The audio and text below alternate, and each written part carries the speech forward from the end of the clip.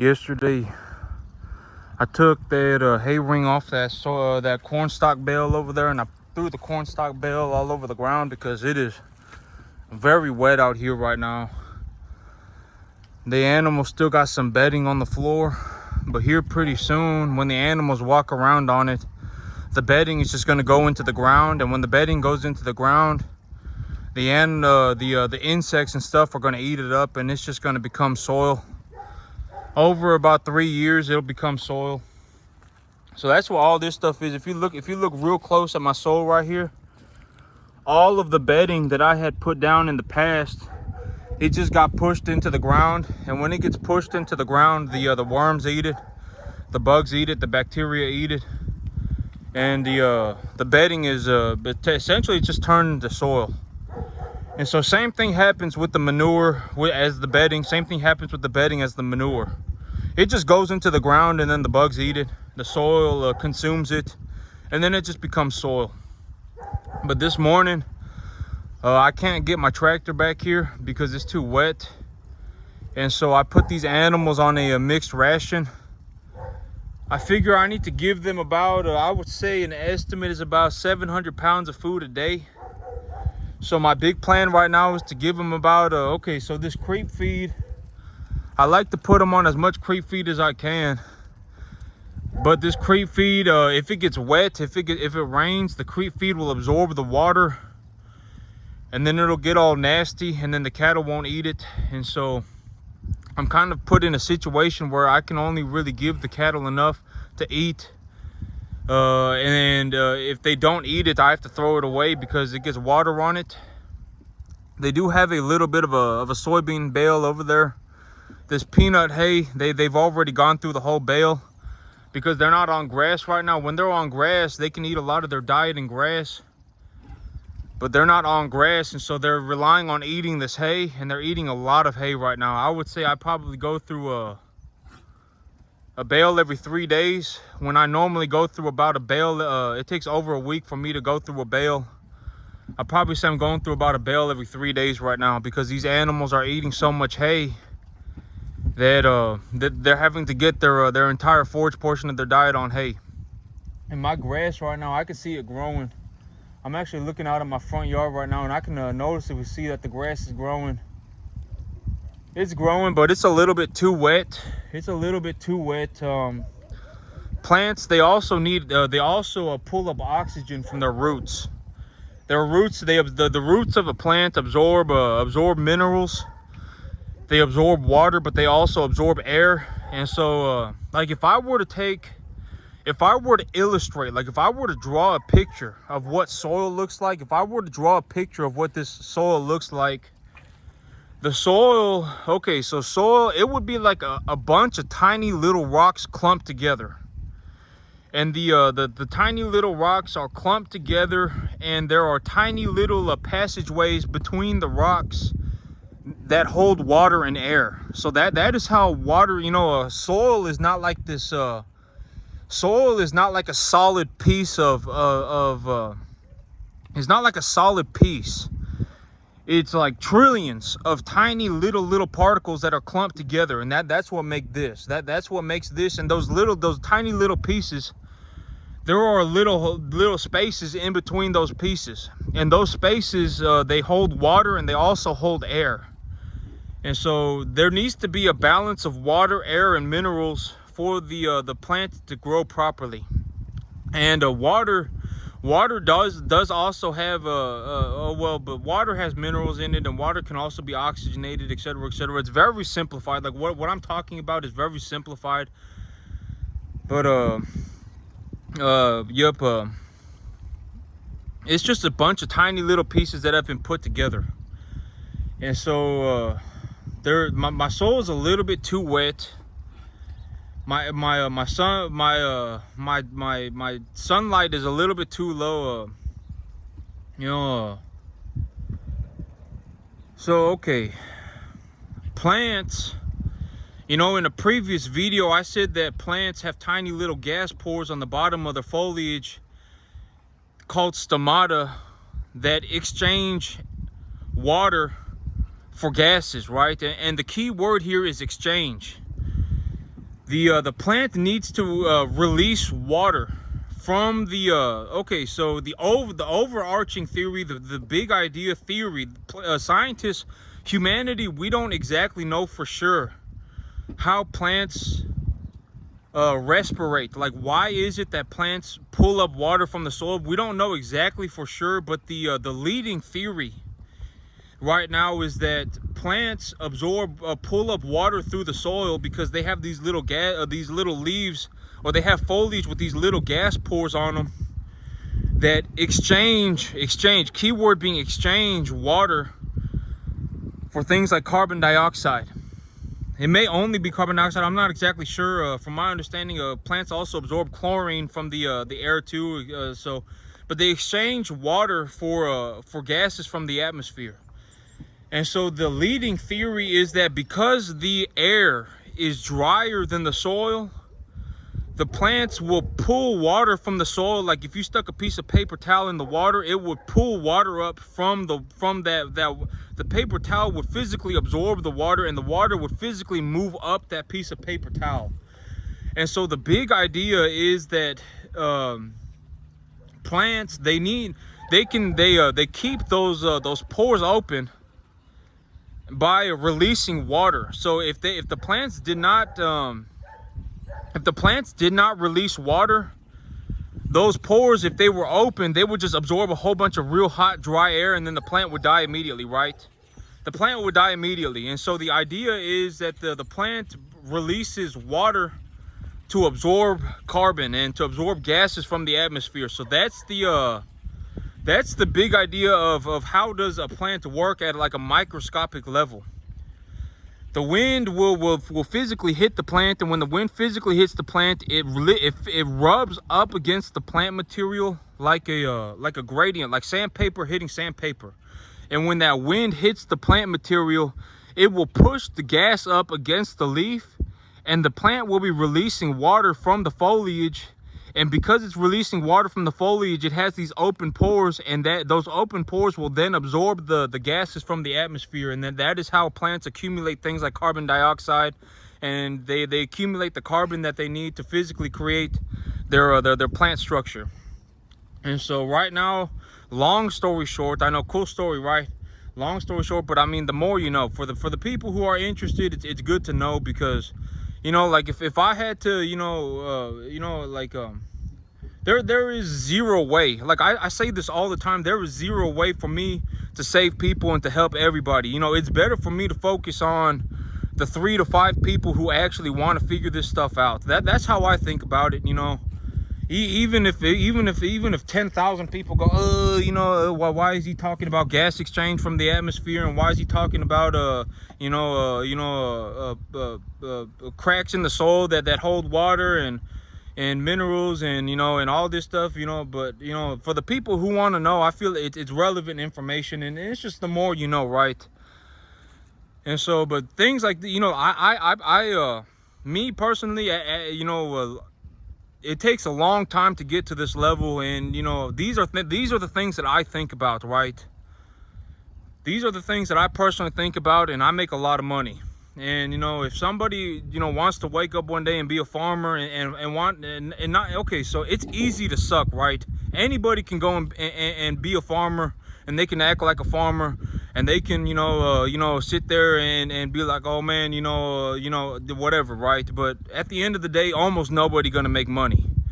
And if you don't make money, if I didn't make money, I would be miserable.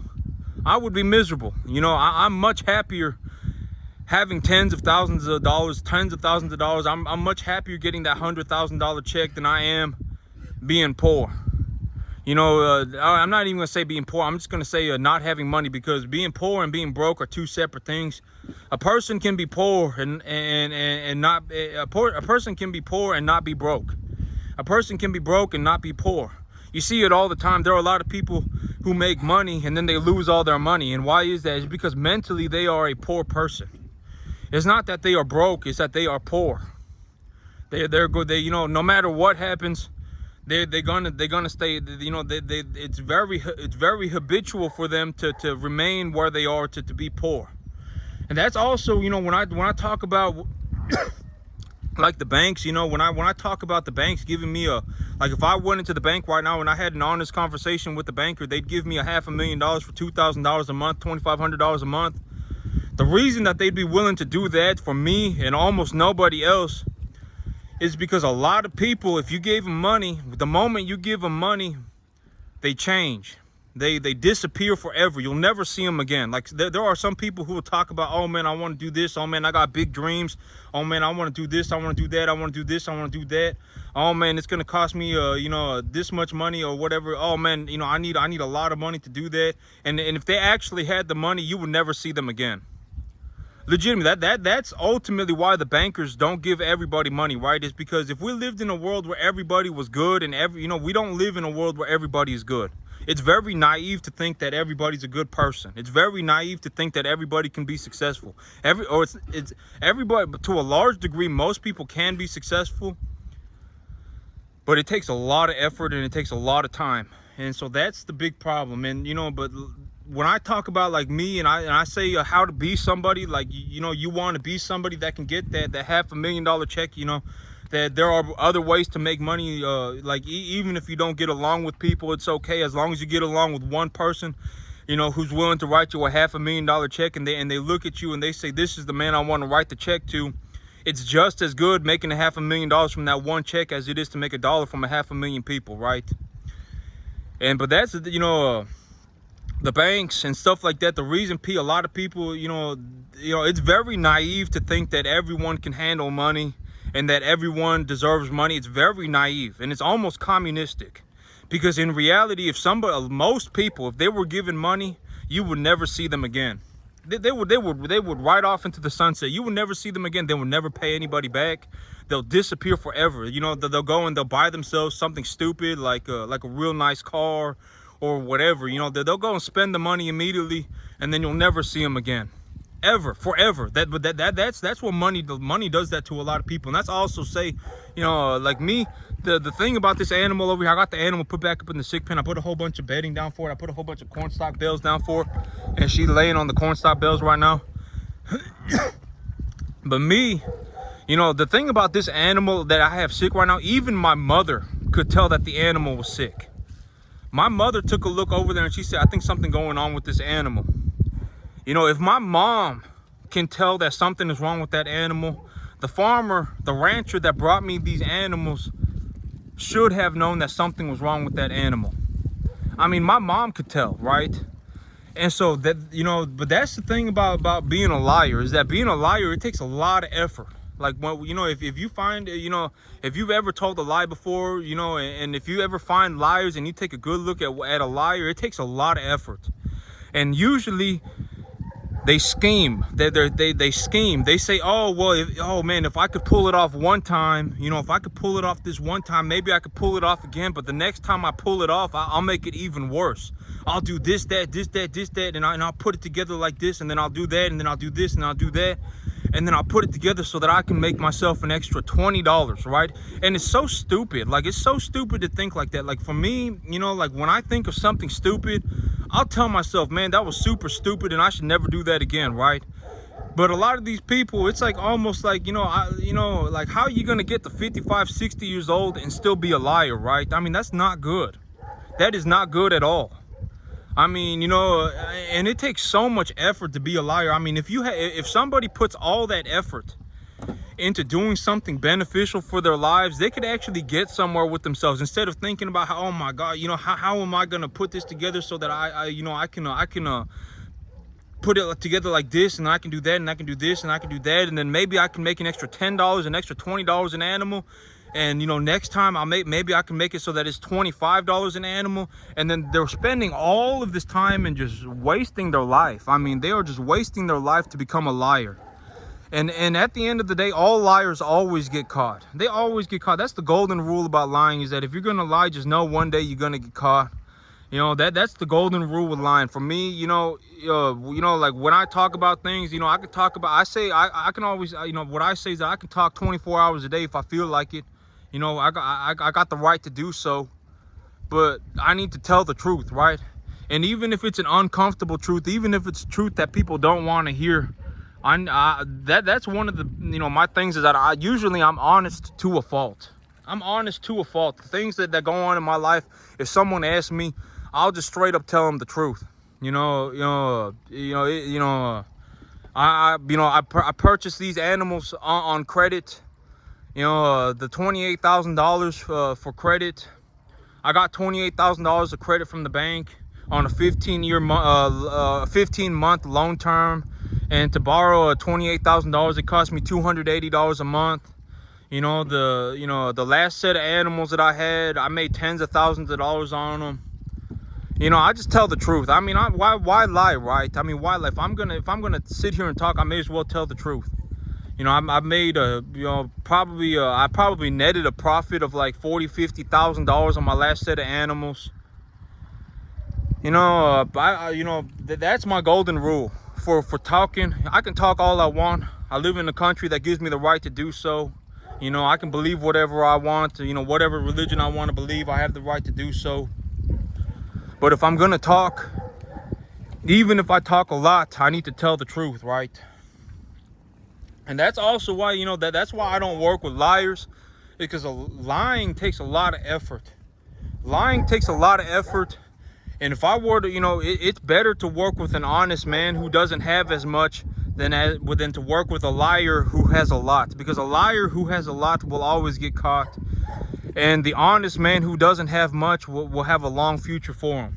So, I would rather work with I always choose to work with the honest man, always. And because lying, it takes a lot of effort, and usually the lies get worse and worse and worse, and these people, they scheme, and if they got away with it once, they'll get away, they'll think that they can get away with it again, and they'll just keep lying, and there'll be all sorts of problems. And at the end of the day, it's like putting yourself next to a snake, right? You're always gonna have to worry about being bit, and I don't want to have to put, that's energy, this energy that I'm putting in towards, having to deal with a liar could be energy that I could be putting in to doing better for myself right now. That's why I don't like working with liars, is because they consume a lot of energy. It takes a lot of energy to lie, and you always have to worry about him. Oh man, is this man gonna lie again? Oh man, if he lies again, is he gonna lie even worse? All the time. And it stays like that. And it's probably going to stay like that until the end of time. But these animals right here, I got them on, I figure I have to give them about 700 pounds of food a day. I give them about 200 pounds of creep feed. And then I give them about 500 pounds of hay. And the hay, I'm just scooping it up into a wheelbarrow and bringing it out here for them, because I can't bring my tractor here back here right now because it's too wet. And so, yep, that's what they're on right now. They're on a mixed ration. It's hay and creep feed. But that's it for me today, YouTube. Y'all have a good one.